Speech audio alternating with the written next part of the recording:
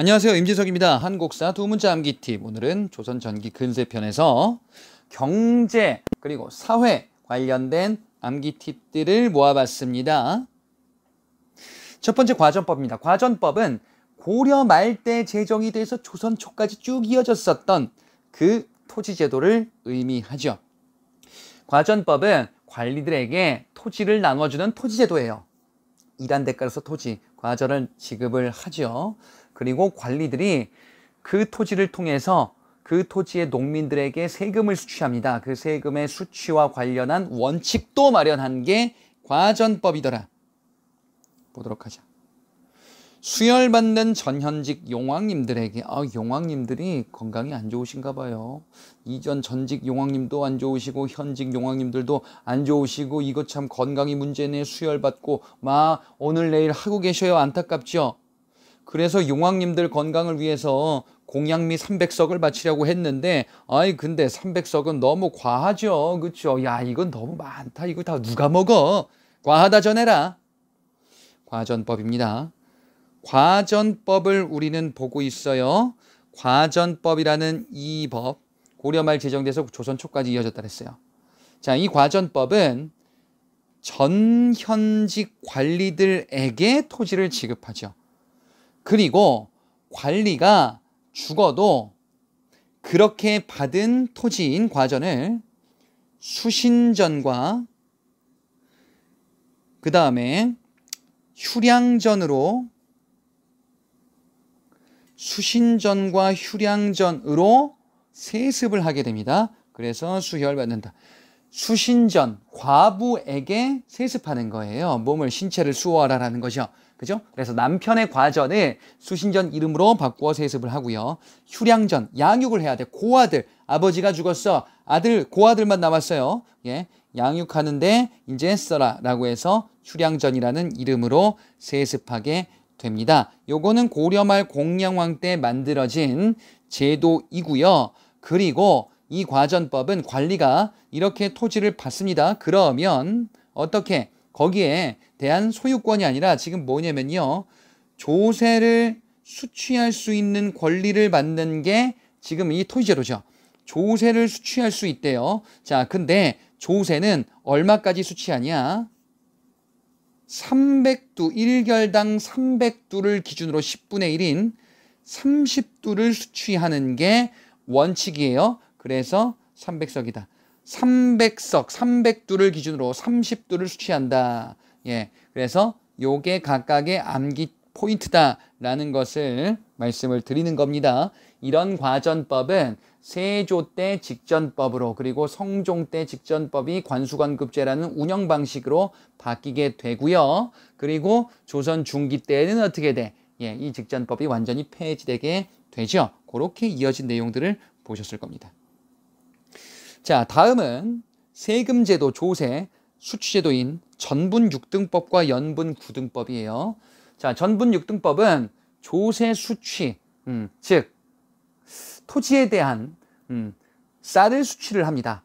농업사회에서 토지에 대한 쌀을 수취를 하는데 세종 때 그 원칙을 제정을 하죠. 공법이라는 이름으로. 그 공법의 내용에 전분 6등법과 연분 9등법이 있죠. 전분 6등법은 토지의 종류를 나눈 거죠. 전을 나눈 거예요. 토지의 비옥도에 따라서 1등전에서 6등전까지 면적을 달리합니다. 연분 9등법 같은 경우에는요.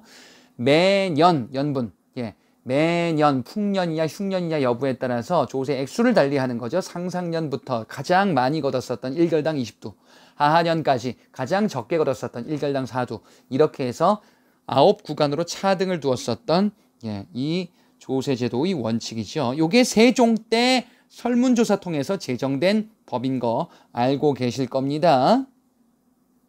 자, 그럼 보자. 혼자 육개장에 전 부쳐 먹은 영구는 상하를 모르는 혼자 먹고 그냥 어르신 좀 드셔보세요. 형님 먼저 드세요. 이런 것도 없이 그냥 혼자서 먹고 그러면 위아래를 모르는 놈이네. 아주 그냥 혼자 육개장에 전 부쳐 먹었대요. 전분 6등법이죠. 전분 6등법은요. 토지 비옥도에 따라서 토지의 면적을 달리한 거예요. 요게 전분 6등법이죠. 예. 그래서 이런 거 있었잖아요. 1등전부터 6등전까지 면적을 이렇게 달리한 거예요. 1등전이 가장 작은 면적이고 6등전이 가장 큰 면적. 예, 이렇게 1결의 면적을 달리했습니다. 그 다음에 연분구등법. 이 연분구등법은 뭐였냐면요. 풍년과 흉년에 따라서 조세 액수를 달리한 거예요. 예, 가장 많은 조세를 걷는 거는 풍년이면 많이 걸어도 되겠죠. 상상년. 가장 적은 거는 하하년. 그래서 상상년 1결당 20두, 하하년 1결당 4두 해서 9구간으로 2두씩 차감을 하죠. 그죠? 예, 2두씩 차감을 하네. 그래서 9구간 나온다. 예, 바로 이게 연분구등법이다. 자, 그래서 요 두 가지가 바로 세종 때 제정된 법이다 라는 것을 파악하셔야 되고, 이게 바로 공법이죠. 예, 세종 이후에는 지켜지지 않았었던 법이더라. 두 가지 개념 파악하셔야 됩니다. 자, 다음에는 칠반천역에 대해서 보도록 하겠습니다. 칠반천역. 칠반천역은 신량역천이라는 개념이에요. 예, 신량역천은 신분상 양인. 예, 양인은 평민이죠. 예, 신분상 양인이긴 한데, 근데 대우가 천하다 또는 역할이 천하다라고 해서 신량역천이다라고 이야기를 하죠. 평민이긴 한데 지위가 낮은 계층들. 그리고 칠반천역은 그 7가지 직책을 일컬은 조선시대 때 개념이기도 합니다. 칠반천역이 신량역천이다라는 것만 법원직 학생들은 알아두시고, 국가직 학생들은 이것이 무엇이 있나까지 알아두시기 바랍니다. 삼국지 조조가 수복역에서 일어났대요. 그래요? 조조가 수복역에서 일어나? 자, 지금 여기 나오는 칠반천역의 직책은 이런 것들이 있습니다. 조군, 조례, 수군, 봉수군, 역졸 또는 역군, 일수, 나장 이란 계층들이 7개의 직책이에요.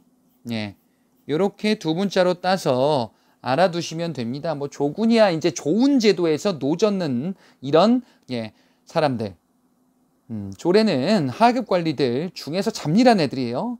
수군 배에 노젓는 애들이에요. 봉수꾼은 봉수대에서 일하는 애들이죠. 불 피운 애들. 역졸이다. 예, 역에서 말 관리하는 이런 허드릿 일하는 이런 사람들. 일수도 역시 허드렛 일하는 관청의 사람들이에요. 나장은 형사 업무 관리하는 망나니 같은 애들이에요. 이제 막 죄인들 베고 포박하고 이런 애들. 예, 이런 애들이 이제 상당히 천한 일을 한다라고 인식되어졌었던 조선시대 때 칠반천역 7개의 직책들입니다. 신분은 양이더라 하지만 대우가 안 좋았다라고 알아두시면 되겠어요.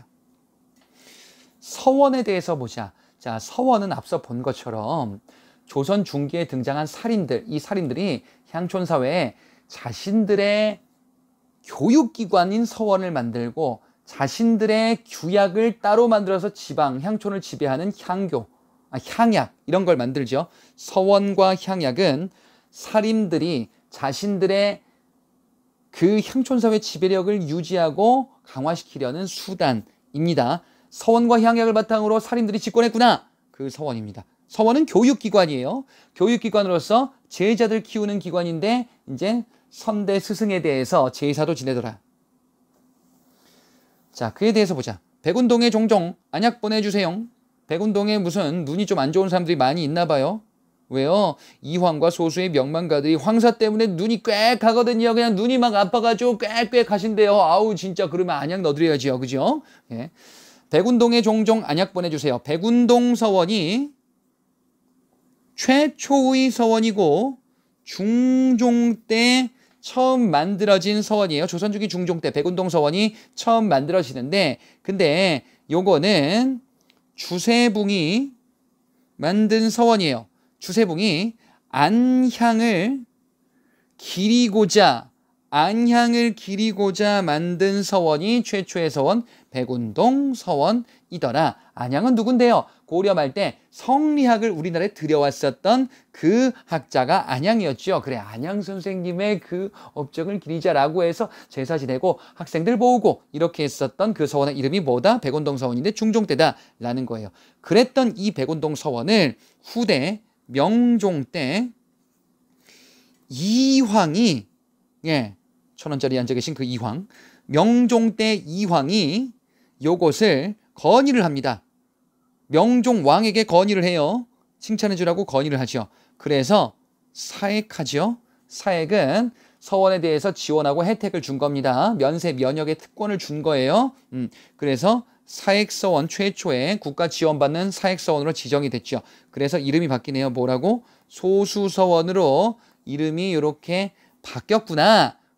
이게 바로 뭐다? 최초의 서원이더라. 이렇게 알아두셔야 되겠습니다. 그래서 이것이 서원이다라는 것을 알아두시고, 그리고 요 포인트들이 틀리지 않았나라는 것을 조심해서 보셔야 되겠습니다. 서원과 향약이었습니다. 자, 이렇게 우리가 한번 보고요. 자, 다음 문화편에서 뵙도록 하겠습니다. 마치겠습니다.